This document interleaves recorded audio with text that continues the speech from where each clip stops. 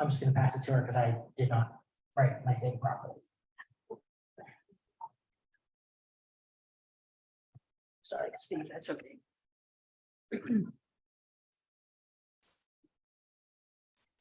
Thank you. I'm thrilled to be here today at the Heinz History Center and online for those of you who are joining us online. It's a beautiful little cold day for me in Pittsburgh. Just tell you a little bit about myself really quickly because I'd like to just jump into this as soon as possible. I am currently living in Phoenix, Arizona, but I grew up on Long Island, New York, where most of my family was from for few generations anyway. My family comes from mostly Eastern Europe, and that's what my primary research has been initially in my own family, and then I also do research for others as well. I have been doing genealogy seriously for, about, let me say about 15 years, something like that. And at some point I decided to hang out my shingle as well after I retired from a 30+ year career with the federal government.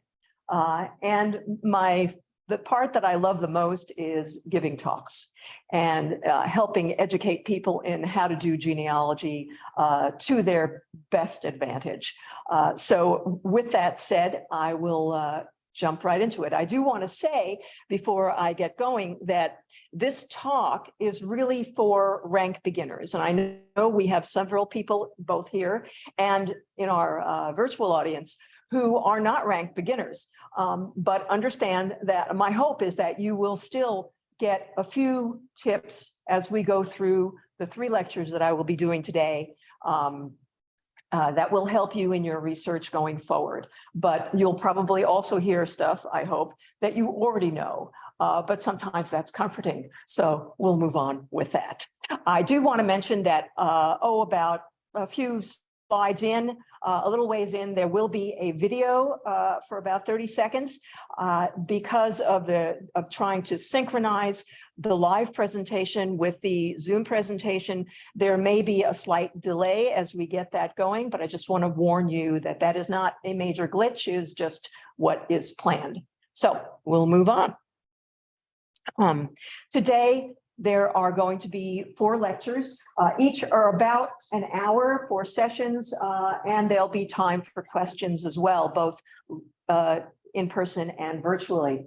The first session will be talking about basically introductory information, and I'll also give you a case study on how we go through genealogical research, how we use the records that we find. The second part, we'll be talking about tracking our immigrant ancestors via records.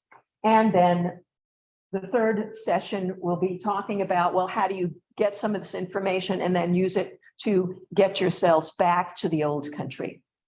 And finally, and not the least of which, we'll have Eric talking with us, and he will be talking about some of the resources that you can find here in Pittsburgh at the Heinz History Center, and some case studies, I believe, as well. So we'll get going. What I hope to give you today is the thought, to come away with the thought that there really is no better time to be researching your family history. Time was, when people would go to the archive or go to the library and they would just have to scroll, they would have to page through records or scroll through records on microfilm, which I've done, which makes me really dizzy if you do it too fast. But these days, you don't have to do that much of that. You still need to do some. Not everything is online, and it's important to remember that. But for the most part, you can do a lot of your research at home in your bunny slippers. If you don't have bunny slippers, you should get some. It makes it a lot more fun. I want to just go through a few definitions just quickly to make sure we're all on the same page here as to what genealogy is. Basically, it's the study of a family or study of the family. There, I won't go through the Greek and all that, but I will say from my perspective, it's history on a personal scale. And I think that's very cool. I know for me, when I started out, I knew very little about Eastern Europe. And if someone had suggested to me, oh, take a course on Eastern European history, I would have glazed over. And with all the, non-Jewish people, all the kings and emperors and everything else that you had to learn, I probably would not have really absorbed much of it. But in doing my own family history, it's been much more focused. And because I need to know certain things in order to understand what I'm seeing, I can't believe how much I've learned, and it's been pain-free. So in that sense, I don't know why there are some historians who kind of poo-poo family history. I think that's really the wrong strategy, because this really, if you want someone to really absorb it, make it relevant to them, and it becomes so much more easy. You determine your family, you do your family history by researching. And what you're doing is determining family relationships to a great extent. Research, of course, is its own thing. And what it is investigating to determine and interpret the information and the facts that you find. It's not necessarily going on to Ancestry, plugging in a name on their first page, and boom, you'll get everything about your family. It's much more focused than that. And I hope to inspire you to research in that way, in a more focused fashion. So talk again, sometimes people use the word family history rather than genealogy. To me, family history is putting flesh on the bones. A lot of people, a lot of your relatives too, they think about genealogy, oh, it's just a family tree. It's someone begat someone, and they glaze over and they don't want to hear it. But when you put the stories into that you've found or that you've been able to determine, that makes it that much more interesting. So we want to collect the family lore. We want to collect those family stories and investigate them. Don't necessarily take them as fact, but try to figure it out. And we want to put what we're finding into context.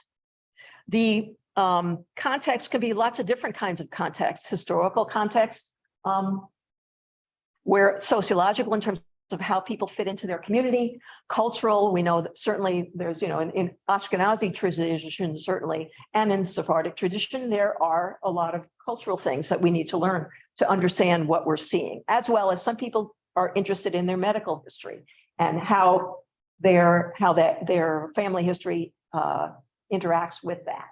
And of course, one thing I left off of here, which is political history, which was really important, certainly in Eastern Europe, where there were a lot of boundary changes and changes that affected the Jewish community. So basically what I'm saying here is that genealogy and family history will put together will be your story. And I tend to use those terms interchangeably because to me, it's the same thing. I don't see the difference really. Now, in genealogy or family history, there are certain research questions that we pursue. And what we're basically trying to do is accurately reconstruct people who may have been forgotten in the family, or we may not have known them at all, and try to figure out their identities, their names, where they lived, and their relationships to us and to other members of the family. So we're trying to build that family tree. But the other thing we're also doing is we're trying to determine the events in their lives, when they married, when they were born, when they immigrated, when they were thrown in jail. Those are the best stories. To do this, what we try to do is we want to identify whether or not a person that we're studying or a record that we find is the correct record for the people that we're interested in. And that's kind of critical because as you research, you'll find that even people with the same name, there may be names that several people have, or I'm sorry, let me say that again. There are a number of people who have the same names, and you can't always identify people just from their name. So we look at a bunch of characteristics and try to determine what is unique about the people that we want to know about. And those things could start with the name. If it's an unusual name, that's helpful. But even with unusual names, because of the way Jewish people, their naming traditions, you may find cousins that all have the same name. Their approximate age, where they may have lived, their occupation, close family members, their family structure. All these things are important to, and there may be other characteristics as well that you learn as you're working. And the more of these characteristics that you find that are unique to your person, the easier it will be to identify them in records. So just quickly, you can do a whole lecture just on genealogy myths and Jewish genealogy, but I want to go through a few of them and dispel them. The first one, you may have heard from your family that there's some important person that you're related to. Maybe it was King David, maybe it was some great rabbi. The worst family history sin is to claim something that's not true. Now, you may not know whether it's true starting out, but so I wouldn't say, if you hear something like this, kind of take it, write it down, put it in your pocket, and consider that this is something that you want to look into further. Don't accept it blindly. You want to work backwards methodically and see if that might be true, or even if you could prove it. It might be true. That's fine. But I think this statement from the Talmud is kind of nice. A learned bastard takes precedence over an ignorant high priest. In other words, what's more important is you, okay? You might take pleasure in knowing that you had an important person in your background, but that doesn't make you necessarily a better person. You need to still work on you. And that's really what's most important. There is a myth that a lot of times I'll tell people, the first thing you need to do when you start doing your family research is talk to your family members, particularly the older members of the family. And a lot of times, particularly, a lot of Jewish people a lot of people don't start doing their family history until they're already a little bit older. And they'll say, well, I'm the oldest one. There's nobody else to talk to. And that's not true. That's not true. Ask your relatives. You probably still have some relatives. You may have some cousins who are still alive. You may have siblings. Even some of your cousins or some of your cousins or your nieces and nephews may have heard stories about the family that you never heard for a number of different reasons.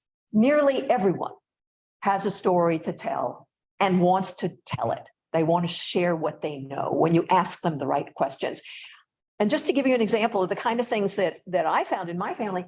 So when I was in high school and my older brother was already off in college, my parents and I used to go visit my grandfather, who was well into his 80s and physically was declining, although mentally he was still very, very sharp.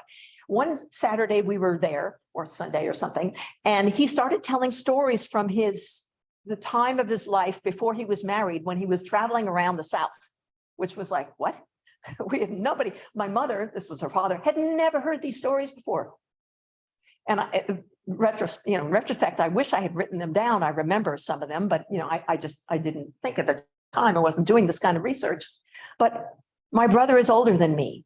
He wasn't there. He never heard these stories. So if someone wanted to hear them, they'd have to talk to me.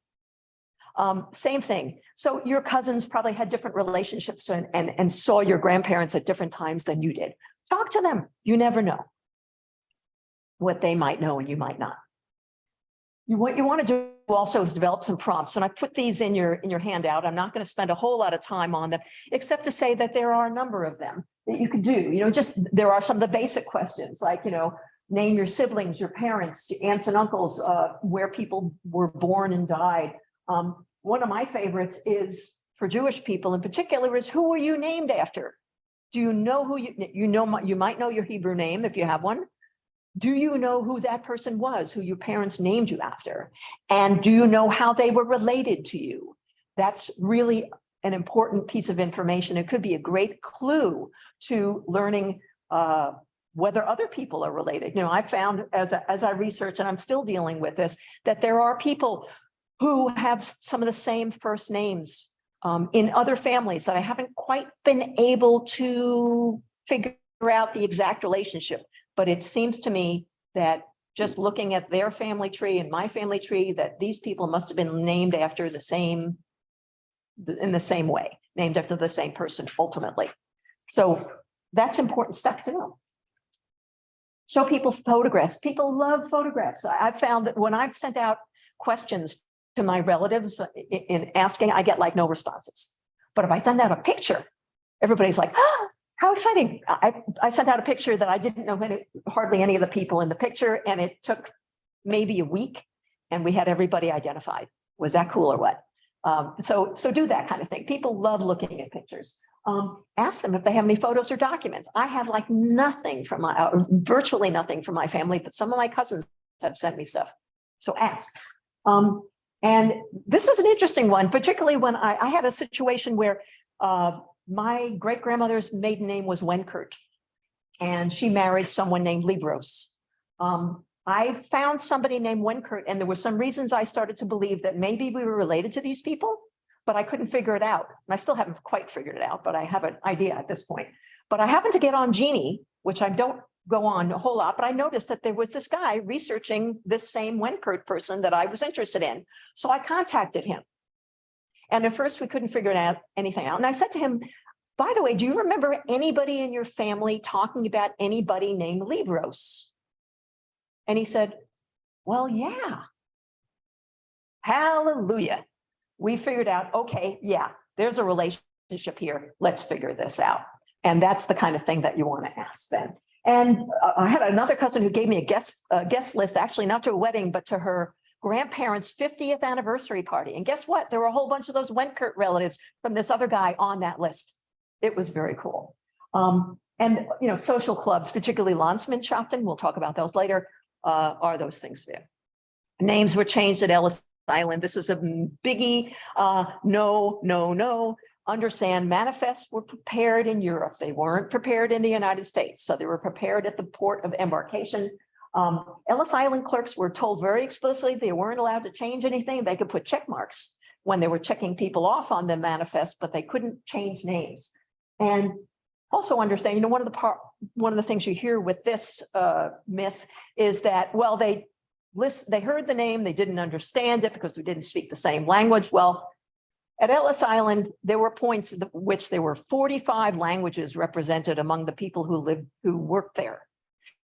They knew the ships that were coming in, they knew where they were coming from. They could put the people on the schedule to be there for the people who were speaking those languages. So it was very unlikely that someone spoke a language that they didn't know, particularly if it was Yiddish. Chances are there were name changes in your family. They might have happened in the old world. I have some of that. And they could have certainly happened, a lot of times they've happened after immigration. Everything was destroyed in the old country. There's no point in looking. And I couldn't even believe, I heard this from my cousin who I'd been working with on our genealogy, when I told him in 2013 I was heading to Ukraine. And he said, well, and I said, I'm going to go to the town where our family is from. And he said, there's nothing left. It's all been destroyed. And I said, wait a second, what are you talking about? Here's a map from 1931, okay, of the town of Laboon. It's now called Yurovshchina. That's a Google image from the, satellite image. Look at that. It's the same streets, the same little houses all over. It's not totally destroyed. It's still there. And so, okay, yeah. What do the people mean when they say that it's been totally destroyed? The town is still physically there, probably. There may very well not be any Jewish people left, or if there are some Jewish people, they're probably not descended from the ones who lived there before the World War II. And we have to admit that there were many, when the Russians came in, the Soviet Union destroyed a lot of the old buildings and put in nondescript, ugly, in my opinion, Soviet era buildings. You may see that in a lot of towns, but the town is still, most likely, is still there. Just as an example, here's a picture from Laboon, and this was on their town square. You can see it's not used very much, lots of grass growing there, but this was actually, interestingly, the place where all the Jewish merchants had their shops. And it's a shadow of its former self. It had some wood things. You could see where that dark color is, probably right at the top of that. There was a wood walkway that's no longer there. Well, but this was there. It was very cool. You can see there's like downstairs holes at the bottom that was like the underground storage under some of these. And guess what? So I was curious. I wanted to know, I had no idea how this looked, and I found a photograph from 100 years before, not necessarily from my town, okay, but from somewhere nearby. This is not from Laboon, but it gives you an idea of how that was used. That kind of stuff is still there in a lot of places, and that's pretty cool. I was just so thrilled. I don't know if my great grandfather used that or not, but isn't that cool? All the records were destroyed. This is one I always heard from my parents. I remember after I was home from grad school at one point, and I remember sitting down with my family, with my mother and father at the kitchen table, and I had a little piece of paper. I was studying anthropology, so I knew how to make little family trees. And so I said to them, okay, tell me, and while they were doing that, I put on a little piece of paper. Here's what the family tree looks like. And I built those. I must have knew that years later I would start doing genealogy, because I kept that paper with me through every move that I made across the United States. I mean, and I still know where it is. I still have those two little pieces of paper. So, and my parents at the time said, well, there's nothing left. You'll never know anything. And that's pretty much what most Jewish people told their kids. But there are, what we found, particularly since the Soviet Union fell, we can now get into the archives that were KGB controlled and we couldn't before, that there are many records there, and more have opened up their records. And recently, particularly with what's going on in Ukraine, there has been an incredible effort by many people, including the archives themselves, to digitize what they have. They're figuring out what they have. They don't even know necessarily all the stuff they have. There's more and more going online. It is true, there are some records that are missing. They're all missing from the towns where my family were from, unfortunately. And there were some destroyed, we know that. But whatever you can find, make sure you love it, because it could be everything for you. Now, there are a lot of these myths. I said, you need to beware of the myths, but you need to honor them too. Don't just pass them off and say, yeah, sure, whatever. Be skeptical, write them down, because there may be some kernels of truth that you want to consider. And you want to consider how these stories may have originated, and it may not be clear. I'm still struggling with that. I've got a name change in the old country story that I know what the laws were in the Russian Empire, and those say the story can't possibly be true, but I've actually found some aspects of the story that is true. So I'm still trying to work that out. With further research, you may find the truth. So it might be worth pursuing at some point in your research. So I want to go through how to do research and how we do this.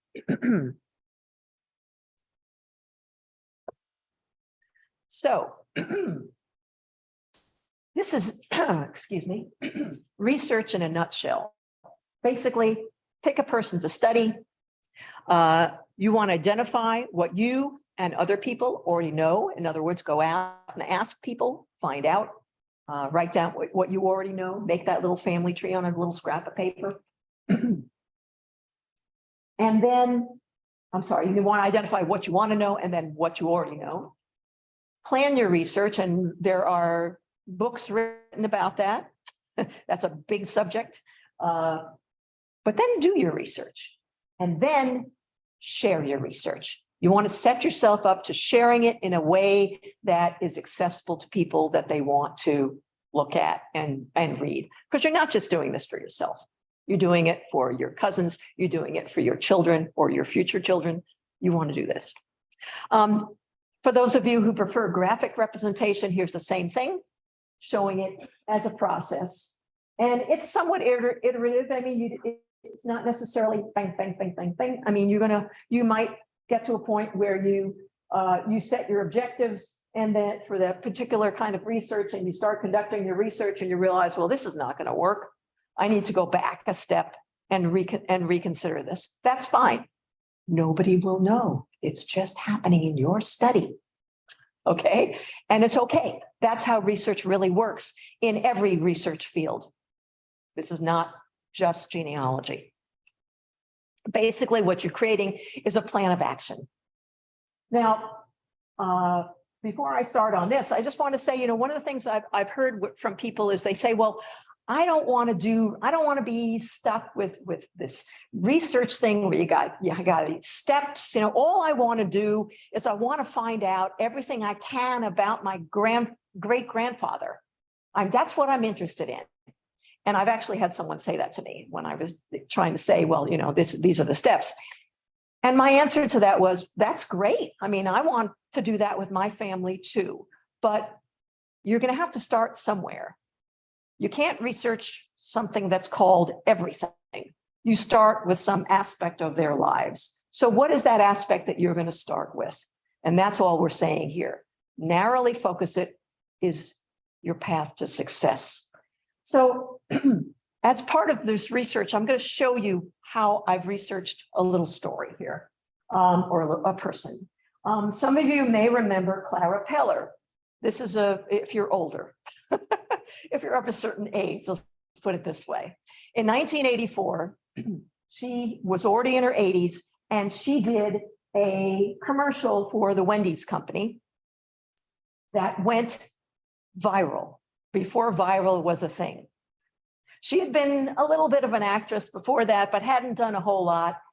This made her famous throughout the United States, and everybody loved it. So we're going to show you this commercial right now with a, yes.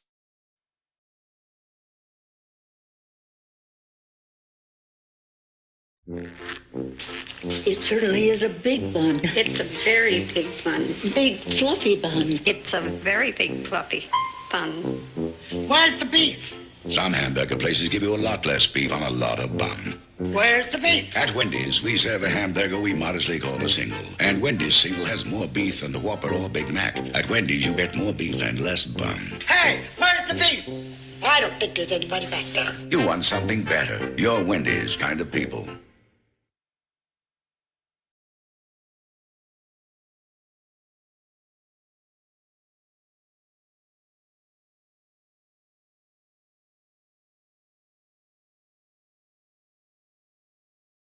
Okay. I love that. It's just so cute. Let's see, we'll get moving here. Okay, so there's Clara Peller. What we want to do, so I wanted to know some stuff about her. And I thought, well, a good question is, where was she from? Okay, and I'll explain that a little bit as we move back. We're going to work backwards from what we know about her to try to figure out where was she from, something about her. And the first thing I did was I decided, well, I needed to write down my plan of action. And the reason why you want to do this to a great extent is because this sets you up for sharing the information when you're done. You're doing it, you don't have to wait to write it up later, and your relatives may wait forever and never see it. Basically, at each stage of the game, you're writing up what you've done, and you can give that to somebody else if they have an interest. And the other aspect of it is, I tend to forget what I've done. If I leave something for about 6 months and I come back to it, and I will admit this, I have established on my computer how I save records. Okay, I have a naming convention so that I try to do it the same way each time, so I can find things once I've saved them on my computer. Well, when I've not written stuff down, I will sometimes, I've had situations where I'm researching something and I find this record, I'm really, really excited, and I download it and I name it, and my computer, which is smarter than I am, says, well, we already have something with that name in our file. Do you want us to replace it with this one? And I went, oh, no. It turns out, like 3 months earlier, I had saved that same record. So this helps you so you don't waste all your time if you write down, particularly on these places underneath where that turquoise color is, if you write down what you found and then you have it written, you've already done that, okay? You don't have to go back and do it again, particularly for this reason. Now, in your handout, I did give you a filled out the filled out research plan and what I've done up to a certain point. And we'll go through that. So the first thing you want to do is you want to define who and what you will research. So we know it's going to be Clara Peller. And we know who Clara Peller was. In this case, she was star of the 1984 Wendy's commercial. Okay. We want to know where she was born in this case. Now I knew a little bit even before I started researching her. I remembered she was about 80 or in her 80s. For some reason, I did remember that she was from Chicago. So that was helpful, but I didn't nearly need that. But I want to put down everything I know so I don't have to redo stuff I already know, or at least I could check it to make sure. She was Jewish. She may have been an immigrant. I wasn't sure. And she died just a few years after this commercial was made. After all, she was already in her 80s when this happened. So I want to identify again what is known, and then underneath that, for information and the search objective, what do I want to know? Okay, that'll be in the first column. When I find the information, or even before, I might say, well, what I want to know is something about the census, something from the census. And then when I get that particular census, I'm going to replace that with the actual citation for that particular record. Where did I find that information? And then I'm going to look at what I found, and I'm going to at least either transcribe it or extract information from that and put that in the information field, particularly the information that relates back to my original question, which was, where was she born? I don't need everything about her, but things that are going to help me find that information as my research moves forward. And finally, basically, what you're going to do with this last part is evaluate the information that you found in whatever record you've looked at and see where and see what it's told you towards the question you asked, and propose where to go next in your research based upon what you've found, if you've found something. And the bottom part is really where you're really preparing to share. It's your opportunity towards the end of this research period to summarize what you found. And maybe you find the answer, maybe you don't. If you don't, you might want to say, okay, well, this is what I need to do next to pursue this. Or, hey, I've been successful. I think next I'm going to do something else or add to this in some way or research another person. So take a drink of water here.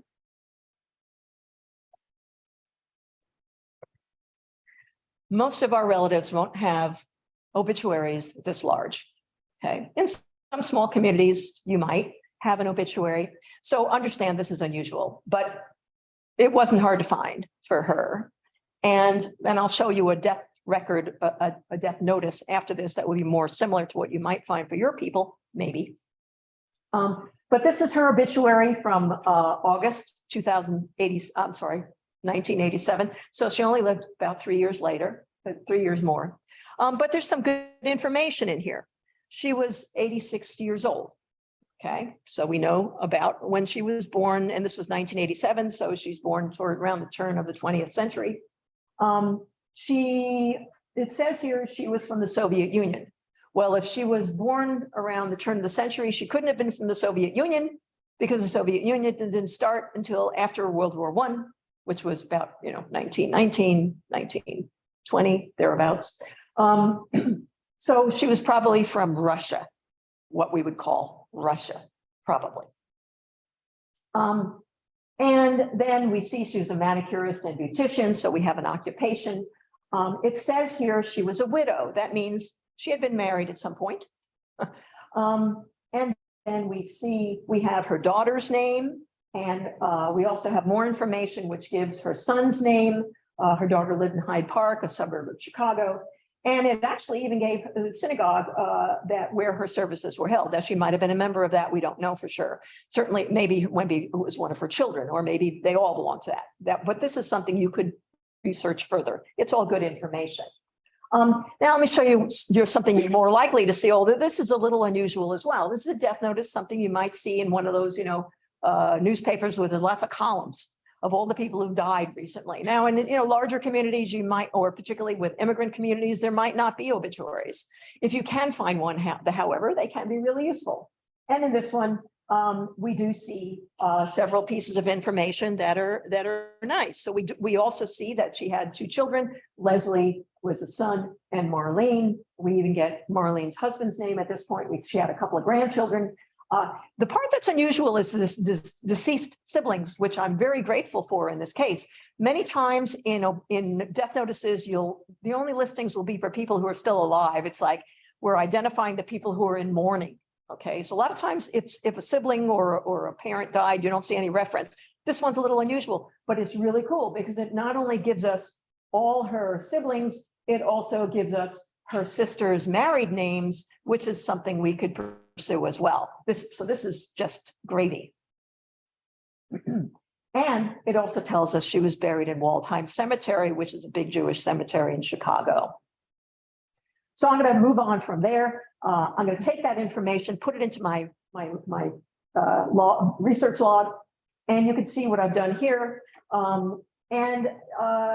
So I've got some good information. And you can see how I've analyzed it as well. I mentioned that the obituary said Soviet Union. We really know that's probably Russia. And we also see that she was divorced, and that her son's name is Peller as well. Probably Peller was a married surname. We're not sure yet, but we keep that in mind. Then we look at the death notice and we see, oh, well, her brother's last names are Swerdlove. Okay. It's still possible that that wasn't hers. Maybe she's from a different parent or her different father. We don't know for sure, but there's a good, we could put some, we might want to put some, if we're, the betting kind, we might want to put some money on that. Maybe her last name or maiden name was Swerdlove. Okay, so we're already getting it. But we also know that she's buried in Waldheim Cemetery. So maybe we can find a father's name on her gravestone. So again, what we're doing here is we're never assuming that a piece of information is correct. We're double checking it with additional records. One record is never going to be enough. So we want to prove the information that we're willing to hang our hats on. So here I happened to find, again, she's a famous person, although there's lots of non-famous people you can find in Find a Grave. Here is her gravestone. Unfortunately, it's kind of a fuzzy rendition, but I've here on the side here in blue, to the left rather, I've transcribed it essentially. So it says, beloved wife and mother, grandmother, and talented actress, Clara Peller. So we know this is probably the right person. And then we can justify that with the death notices that we found that indicate that she died in August 1987. And extraordinary person missed by all. There is one thing on this that's interesting, and someone, when they were indexing things on Find a Grave, they said that she was from Russia. Well, we're still not sure about that. And that might be possible. There's no telling from what you find on Find a Grave where they got that information, because none of that information is shown on her grave. In fact, there's no Hebrew text on her grave and no indication of who her father was. So unfortunately, you will go look at records that you might reasonably expect to find some information, and you might not. That's okay. Write that down too, that you've already done that. You don't need to go back that again and waste your time. Okay, so then I was able to find Clara Peller's death certificate. And this actually I found on Family Search. To see it, I had to actually go to a family history library because they don't allow you to see Chicago records or all of Chicago records for some reason. I don't know why. Chicago's persnickety about some of these things. But here's her death record. And it also gives us some good information. It says, this one says she was born in Russia. Her parents were Wolf Swerdlove and Julia Tilkin. Okay, that's interesting. Now, the informant here is Marlene, her daughter. Now, Marlene could very well have been the same person who gave the information to the newspaper.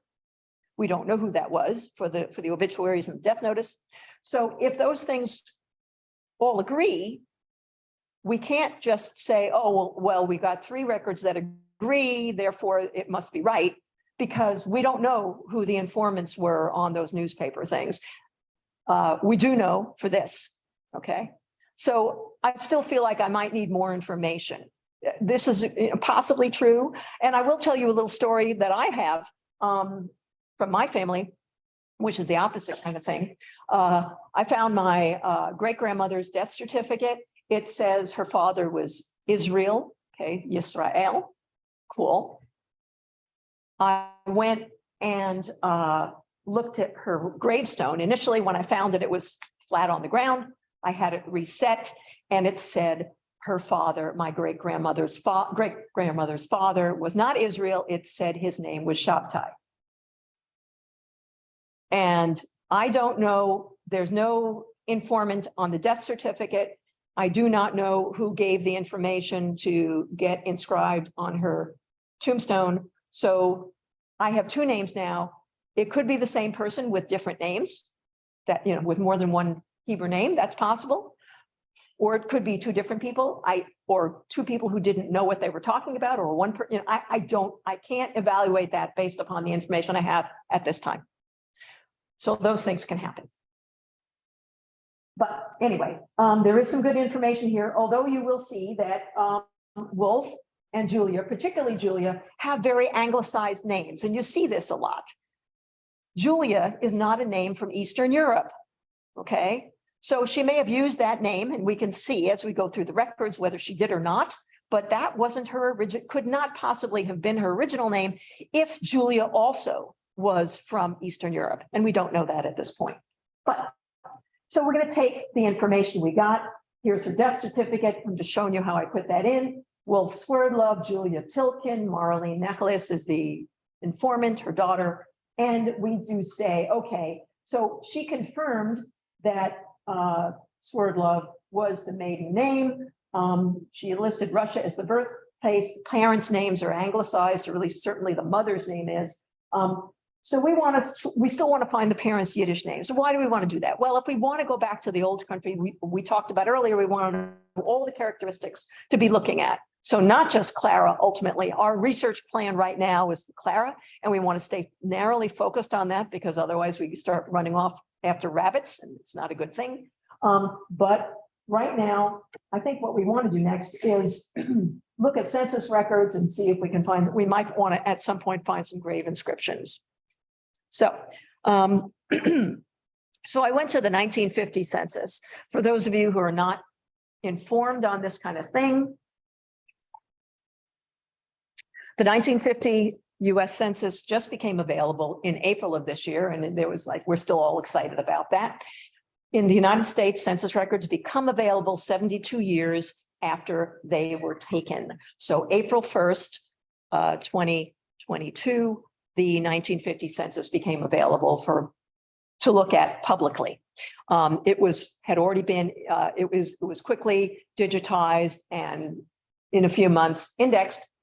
So when I got on Ancestry and I put in Clara Peller just in the search box in the 1950 census, I got, believe it or not, 3 Clara Pellers in Chicago. So how do I know which one is mine? Well, I might or might not be able to tell just from the index. And so let's see, I'm getting short on time, I guess, but we'll move quickly. So what I needed to do, well, I looked at that and I thought, well, the one from 1892 is probably not good.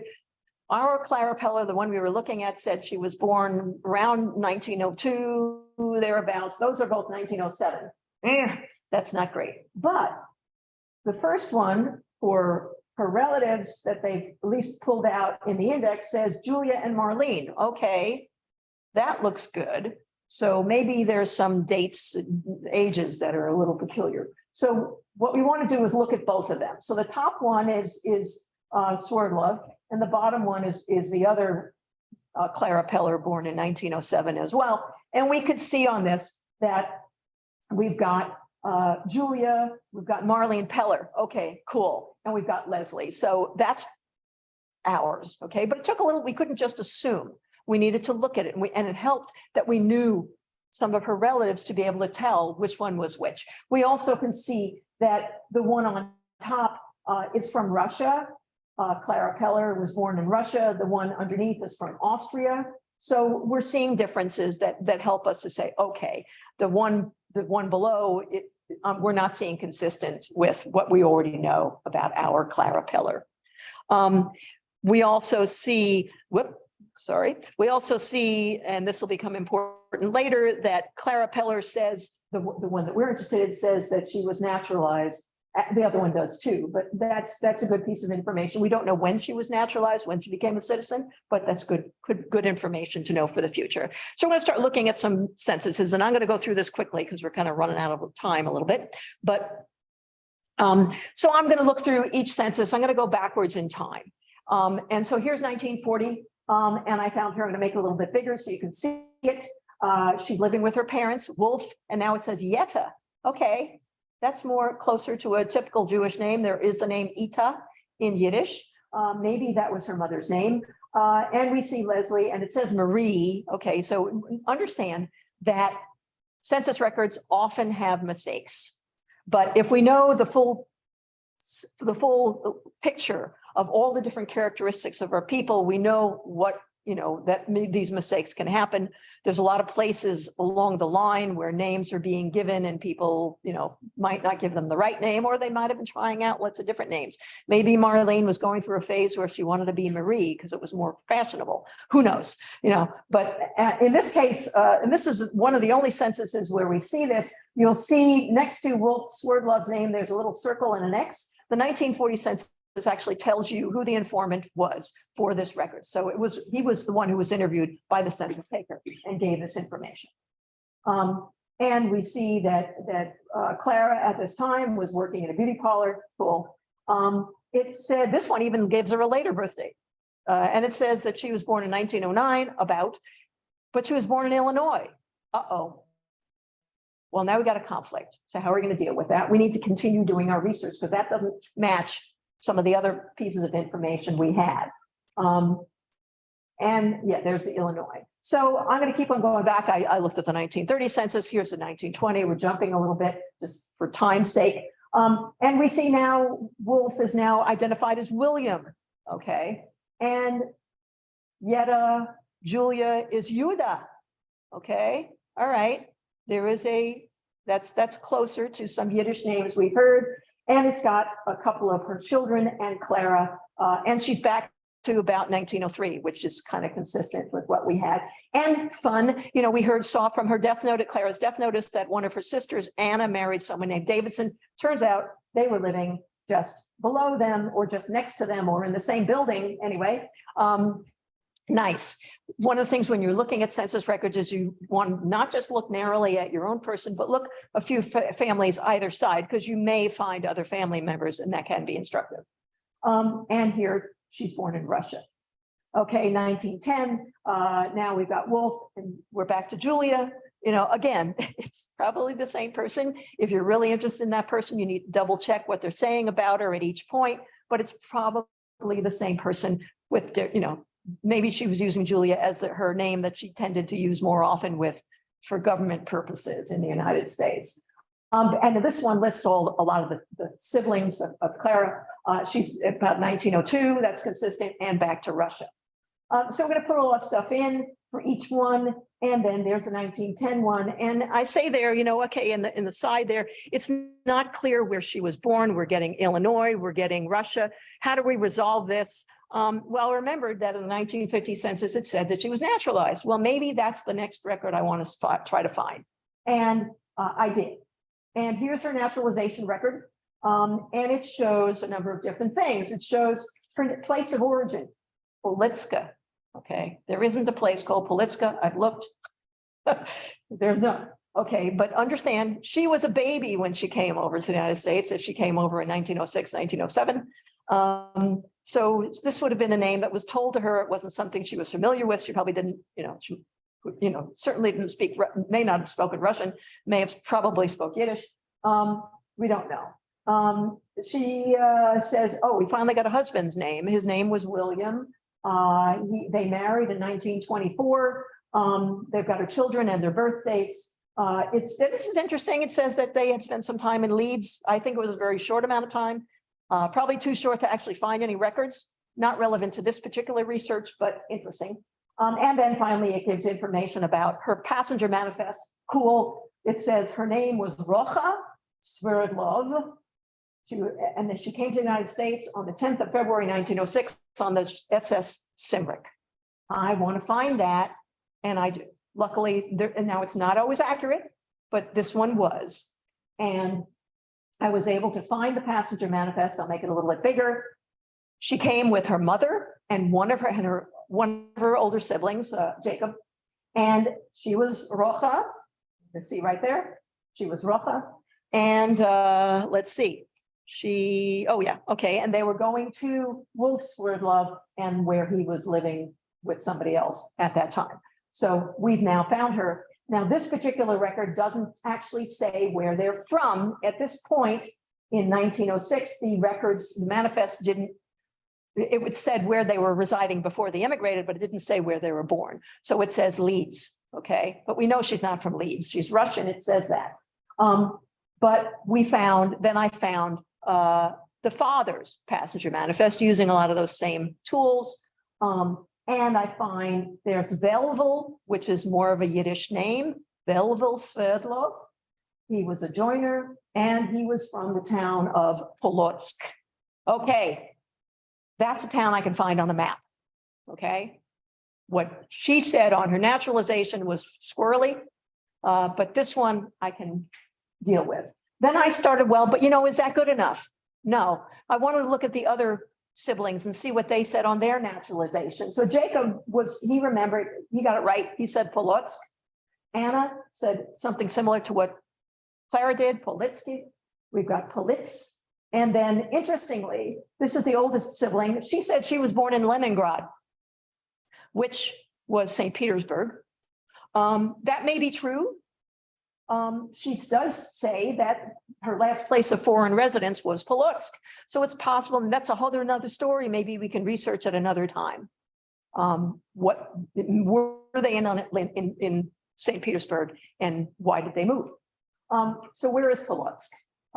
We go to Jewish Gen, put it in there, in the Jewish Communities database. We get this result.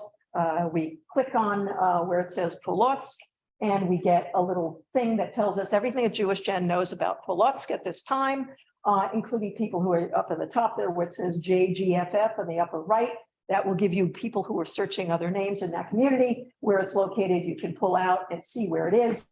And we can see Polotsk is in the far north of Belarus today. And you can see where Minsk is in the center of the screen and how far it is from there. So you can get an idea. So basically what we've done is we've worked backwards, and we've gone from death records to census records to naturalization records to passenger manifests, working backwards methodically through time. Now, so basically, the conflict that we had here was he had some records that said Illinois, some records that said Russia. So we tried to resolve that. And so when we look at these records, we want to look at the information it's providing and figure out whether the information jives or it conflicts. If it conflicts, we have more work to do. If it jives, we still want to collect more records because you never know where you might find something that's a little peculiar. You want to cite your sources. That's what I did, because you want to be able to go back and look at these again. There may be other things on those records that you want to look at more closely, or as you hone your skills, you may be able to interpret them a little bit differently. What I did basically was all these lines show that I was able to find the same or similar information on lots of different records and cross-check. That's basically what you're doing. And be able to show that, yeah, this is probably accurate. In doing all this, though, what I actually found was I was able to build a family tree. I wasn't even trying necessarily, but in collecting all these records to answer this question, I also found out all this stuff about her family, and I could put that down and build her family tree. There's even more than I have because I also know Anna's children as well. But I was able to get all this just from this research into where Clara was from. So again, prepare to share. You want to work on a research log and start thinking creatively. There's lots of records out there, and you can there's a lot of things, particularly when you're starting out, that you don't know about, a lot of records that you need to think about. There are places that and we'll talk about in the next time, US records and how and where to find them. So we'll break now for lunch, and I will look forward to seeing you in about an hour.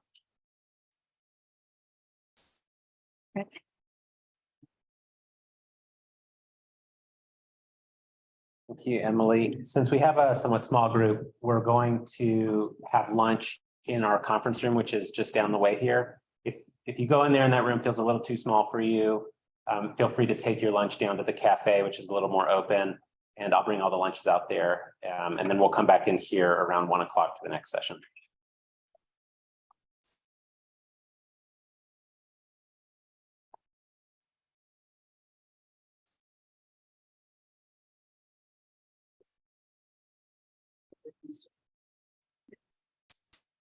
Very interesting.